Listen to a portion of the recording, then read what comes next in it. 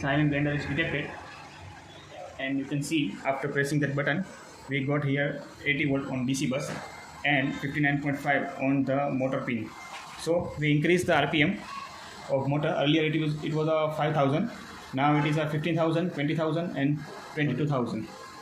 So by giving the command from the knob automatic mode, you can see the voltage drop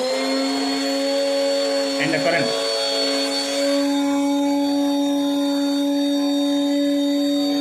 15,000 RPM.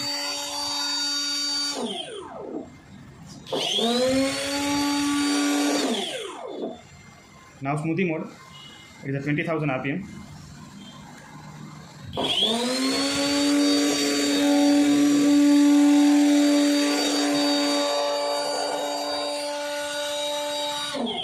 And then ice crush mode, 22,000.